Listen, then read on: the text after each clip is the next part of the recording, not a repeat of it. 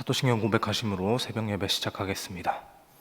전능하사 천지를 만드신 하나님 아버지를 내가 믿사오며 그 외아들 우리 주 예수 그리스도를 믿사오니 이는 성령으로 잉태하사 동정녀 마리아에게 나시고 본디오 빌라도에게 고난을 받으사 십자가에 못 박혀 죽으시고 장사한 지 사흘 만에 죽은 자 가운데서 다시 살아나시며 하늘에 오르사 전능하신 하나님 우편에 앉아 계시다가 저리로서 산자와 죽은 자를 심판하러 오시리라.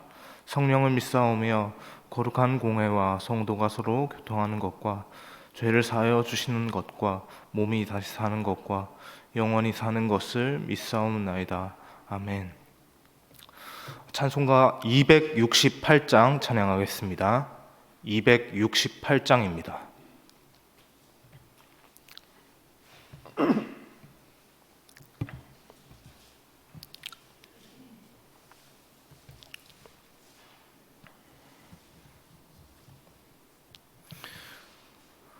죄에서 자유를 얻게 함은 보혈의 능력 주의 보혈 시험을 이기고 승리하니 참 놀라운 능력이로다.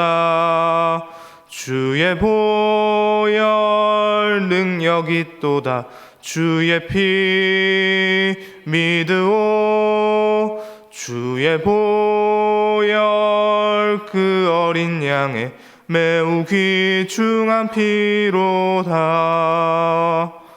육체의 정욕을 이길 힘은 내 능력 주의 보혈 정결한 마음을 얻게 하니 참 놀라운 능력이로다.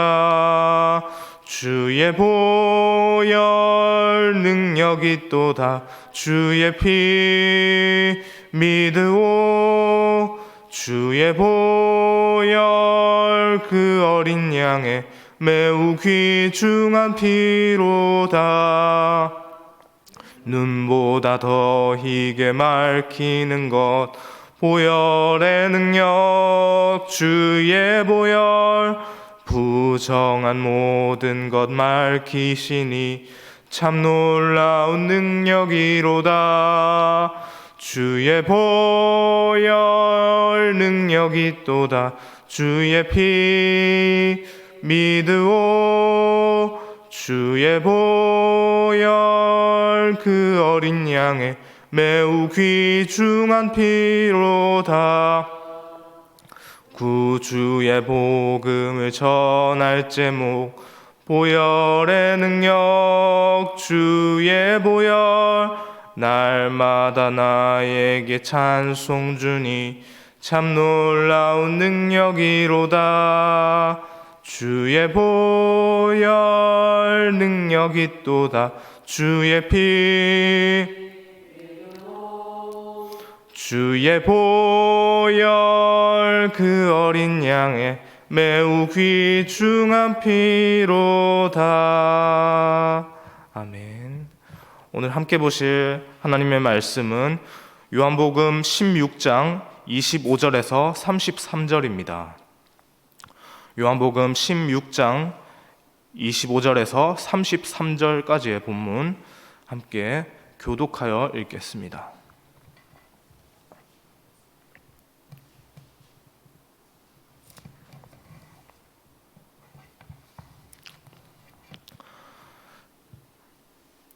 이것을 비유로 너희에게 일렀거니와 때가 이르면 다시는 비유로 너희에게 이르지 않고 아버지에 대한 것을 밝히 이르니라.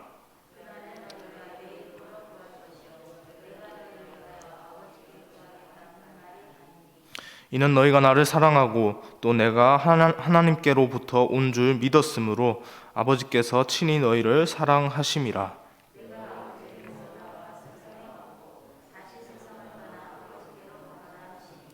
제자들이 말하되 지금은 밝히 말씀하시고 아무 비유로도 하지 아니하시니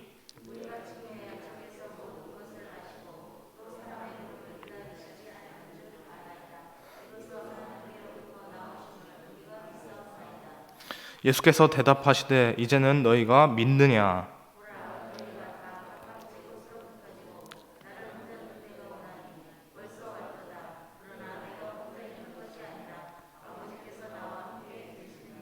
함께 읽겠습니다. 이것은 너희에게 이르는 것은 너희로 내 안에서 평안을 누리게 하려 함이라. 세상에서는 너희가 환난을 당하나 담대하라. 내가 세상을 이겼노라. 아멘. 우리가 어제 살펴본 말씀처럼 예수님께서는 당신의 죽음과 부활에 대해서 비유적으로 말씀을 하셨습니다.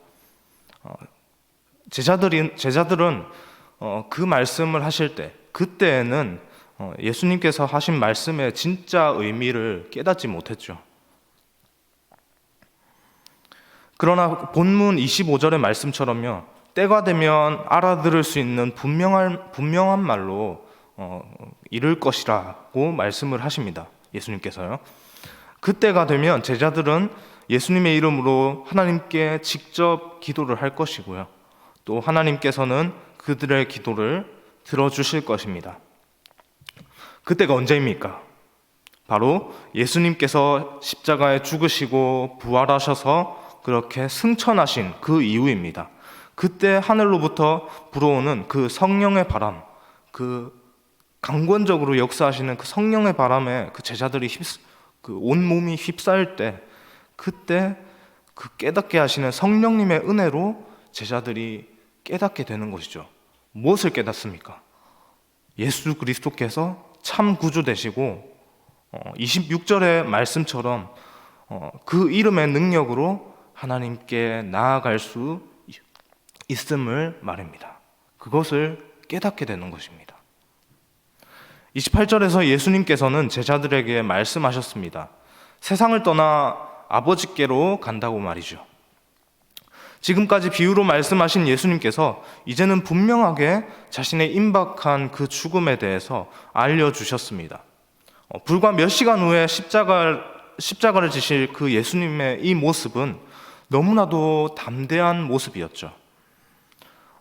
예수님이 그 임박한 고난과 죽음 앞에서 이토록 담담한 모습을 보이실 수 있는 이유는 도대체 무엇일까요?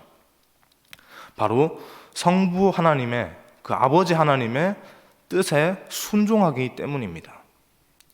이 땅에 오신 것도, 예수님께서 이 땅에 오신 것도, 대속의 죽음을 그렇게 감당하시는 것도, 그 모든 것이 다 하나님, 성부 하나님의 뜻에 순종하는 것이기 때문에 예수님은 그렇게 당당하실 수 있는 것이죠. 성부 하나님이 누구십니까?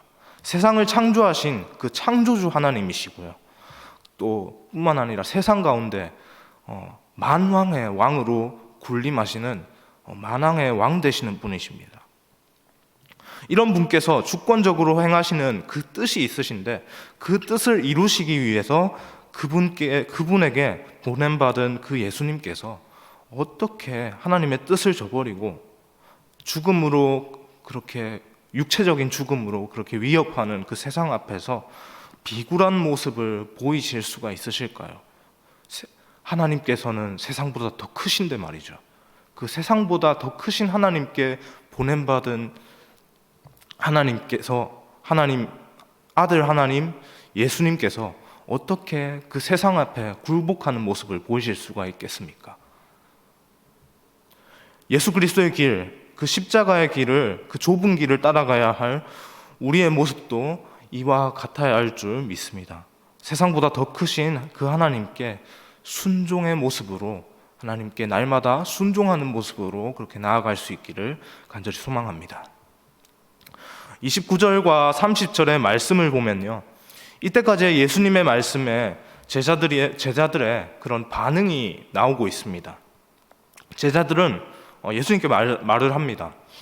예수님, 여태까지는 뭔가 직접적으로 말씀하시지 않고 계속 비유적으로 말씀을 하셔서 무슨 말인지 몰랐는데 이렇게 직접적으로 말씀해 주시니까 저희가 드디어 예수님께서 무슨 말씀을 하시는지 알게 되었습니다. 제자들은 이제야 예수님의 말씀과 정체를 깨닫게 되었습니다. 그들은 이제 예수님께서 인간의 모습으로 오셨지만 신성을 지니신 분이시다라는 것을 고백을 합니다. 그렇지만 이 제자들의 이 고백은 분명히 분명한 한계를 지닌 고백이었습니다.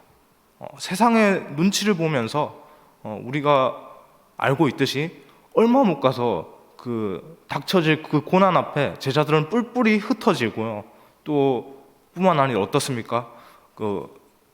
당신이 예수와 일행이 맞죠? 라고 하는 그렇게 질문하는 그 군인의 말 앞에 부인하며 강력하게 부인하며 떠나가기까지 합니다.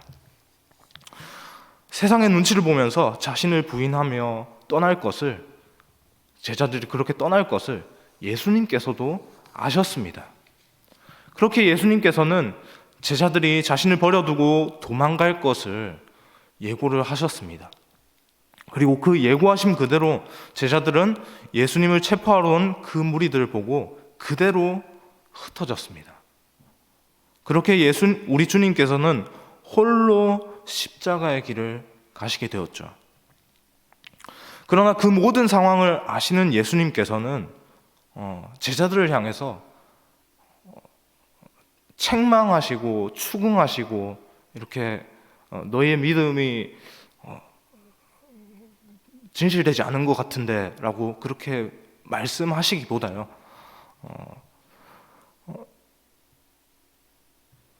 자신의 죽음으로 하나님의 주권적인 그 구원의 역사가 이루어질 것을 그렇게 담담하게 그렇게 제자들 가운데 선포하는 것이죠. 그렇게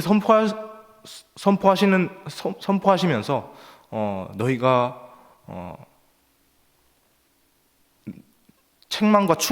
너희에게 책망과 추궁을 하는 그런 모습들을 보이지 않으시고요. 책망과 추궁보다는 평안을 너희에게 주노라. 이 모든 일 가운데 너희에게 평안이 있을 것이다 라고 하는 격려와 위로의 말씀을 채워주시는 겁니다. 예수님께서 이렇게 승리의 선포를 하시고 제자들에게 너희에게 평강이 있을 것이다, 평안이 너희에게 있을 것이다 라고 하실 수 있는, 그렇게 말씀하실 수 있으셨던 원동력이 무엇입니까? 바로 앞에서도 말씀드렸던 것처럼 창조주이시고 만왕의 왕이신 그 하나님 때문입니다. 그분의 주권적인 그 역사하심만을 바라보면서 예수님께서 나가셨습니다. 우리가 성경을 통해 알다시피 예수님은 태초부터 계셨던 하나님의 말씀이 아닙니까?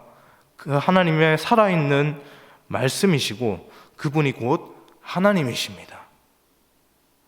그러나 하나님의 주권적인 그 사역을 이루시기 위해서 하나님의 말씀이신 그 높고 높으신 분께서 이 땅에 낮아지심으로 그렇게 오셨을 때부터요, 예수님께서는 아버지 하나님의 그 뜻을 이루시기 위해서 철저하게 하나님께 순종하셨습니다. 하나님과 동등되신 분이시고 그분 자신이 하나님이심에도 불구하고 하나님께 보냄받아서 낮아지심으로 오셨을 때는 철저하게 하나님의 그 계획하심에 순종하셨습니다. 성부 하나님의 주권적인 그 사역의 완성을 이루시기 위해서 성자 하나님께서 낮아지셔서 온전한 순종으로 나아가신 겁니다. 그렇게 구원의 역사는 하나님께서 다 이루셨습니다. 우리가 하는 것은 없습니다. 하나님께서 다 이루셨습니다. 하나님께서 계획하셨고 하나님께서 이루셨고 하나님께서 완성하셨습니다. 하나님께서 다 이루시고 그 죽음의 세상 가운데서 그렇게 확정적으로 아직 벌어지지 않은 미래의 일이지만 이미 확정되었다, 내가 세상을 이겼노라 라고 미래의 확정적인 선언을 그렇게 제자들 가운데 해주시면서 이미 다 이겼으니까 너희는 평안할 거다, 너희는 평안하리라 라고 그렇게 말씀해 주시는 겁니다. 그 승리의 선언 가운데 오늘 우리가 서 있습니다. 오늘의 말씀을 바라보는 저희의 마음 가운데요, 죄의 권세를 이기시는 그 예수님을 바라보길 소망합니다. 하나님의 주권적인 역사하심의 그 계획에 따라서 철저하게 순종하심으로 낮아지심으로 승리하신 하나님 자신이 바로 예수님이십니다. 그 승리를 그분께서 다 이루시고 우리에게 주셨습니다. 우리는 그 이름을 믿음으로 고백하며 나아가기만 하면 예수님께서 주시는 그 평안을 누리게 될 줄 믿습니다. 베드로의 너무나도 위대한 고백이 있죠. 주는 그리스도시요 살아계신 하나님의 아들이시니다. 이 고백이 저희의 삶에 있기를 소망합니다. 그 고백 안에서 하나님의 말씀이신 예수 그리스도, 그 이름의 능력으로 담대히 내가 세상을 이겨내노라 라고 하는 그 선포가 있기를 소망합니다. 그 선포 가운데서 죄에서 자유함, 오늘 우리가 설교 전에 찬양을 불렀던 것처럼 죄에서 자유케 됨을 누리는 우리 모두가 되길 소망합니다. 기도하겠습니다. 하나님 감사합니다.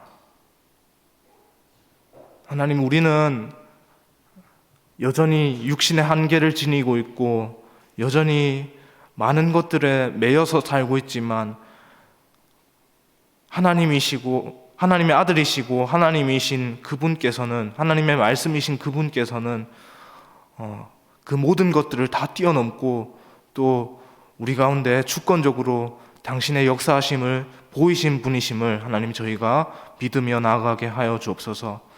그 능력의 하나님, 그 승리의 하나님을 붙잡으며 하나님 세상 가운데서 패배하고 무너지고 그렇게 암담하고 낙담하고 하며 살 것이 아니라 승리하신 예수님의 그 능력 붙잡고 그 이름 붙잡고 나아감으로 예수님께서 선언해 주신 그 영원한 승리 가운데서 거하는 승리의 사람들이 다 될 수 있도록 인도하여 주옵소서. 하나님, 세상이 또 코로나로 여전히 어려운 상황 가운데 있습니다.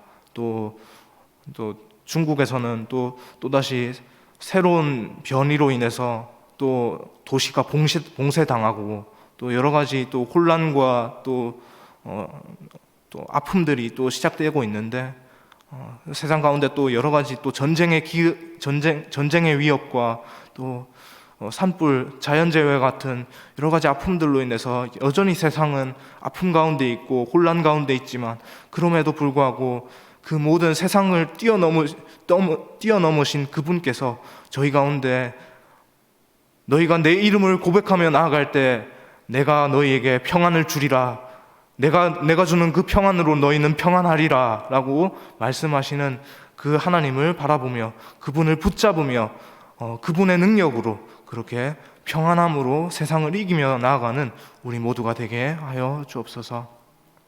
오늘도 그렇게 승리하는 모습으로 하나님께 영광 올려드리길 간절히 소망하오며 예수 그리스도의 이름으로 기도합니다. 아멘.